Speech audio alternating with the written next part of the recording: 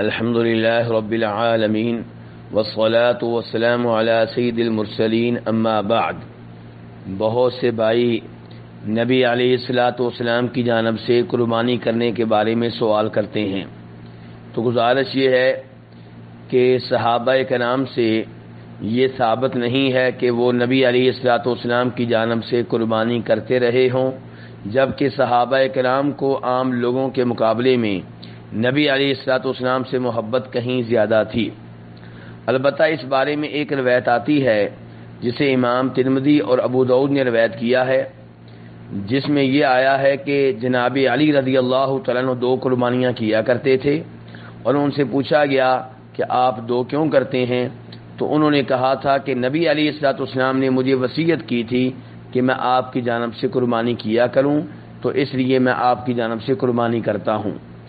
لیکن یہ روایت جسے امام ابو داؤد اور ترمذی نے بیان کیا ہے، یہ نبی علیہ الصلاۃ والسلام سے اور جناب علی سے ثابت نہیں ہو سکی، کیونکہ اس روایت کے بیان کرنے والوں میں ایک راوی شریک بن عبداللہ ہے، اور ان کا اچھا حافظہ نہیں تھا، تو ان کی وجہ سے یہ روایت ضعیف ہے۔ دوسرے نمبر پہ اس میں ایک راوی ہے حنش ابن المعتمر الصنعانی، اس کو بھی عام طور پہ علماء کرام نے ضعیف قرار دیا ہے۔ اور تیسرے نمبر پہ اس پہ ایک راوی ہے ابو الحسنہ، یہ مجہول ہے، نامعلوم ہے، اس کے حافظے کے بارے میں، اس کی امانت و دیانت کے بارے میں معلومات نہیں مل سکیں، تو نامعلوم آدمی کی روایت پہ اعتبار نہیں کیا جا سکتا۔ تو ان 3 راویوں کی بنیاد پہ یہ روایت ضعیف قرار پاتی ہے، جیسا کہ شیخ البانی رحمہ اللہ نے واضح کیا ہے۔ اس لیے صحابہ کرام سے یہ ثابت نہیں ہے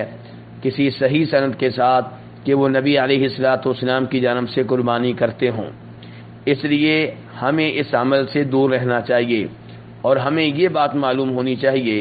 کہ ہم جو بھی عمرہ کرتے ہیں، جو بھی حج کرتے ہیں، جو بھی قربانی کرتے ہیں، جو بھی نماز پڑھتے ہیں، جو بھی تلاوت کرتے ہیں، اس کا ثواب نبی علیہ الصلاۃ والسلام کو اس وجہ سے ملتا ہے کیونکہ یہ خیر کے کام آپ ہی نے ہمیں بتائے ہیں، آپ ہی نے ہمیں سکھائے ہیں، اور آپ ہی نے یہ اصول بھی بیان کیا ہے کہ من دل علی خیر کفاعلہ، جو کسی کو خیر کا کام بتائے، نیکی کا کام بتائے، تو جتنا ثواب اس آدمی کو ملے گا جو نیکی کر رہا ہے، اتنا ہی ثواب اس کو بھی ملے گا جس نے خیر کا کام بتایا ہے، جس نے نیکی کی جانب ترغیب دی ہے، جس نے نیکی کی تعلیم دی ہے، جس نے نیکی کا طریقہ بتایا ہے۔ تو اس لیے نبی علیہ الصلاۃ والسلام نے ہر خیر کا کام ہمیں بتایا ہے، تو آپ کو ہماری تلاوت کا، ہماری قربانی کا، ہمارے حج کا، ہمارے عمرے کا ثواب ملتا ہے۔ تو ہمیں چاہیے کہ ہم اپنی جانب سے عمرہ کریں، اپنی جانب سے حج کریں، اپنی جانب سے قربانی کریں، نبی علیہ الصلاۃ والسلام کو ثواب مل جائے گا۔ واللہ تعالی اعلم۔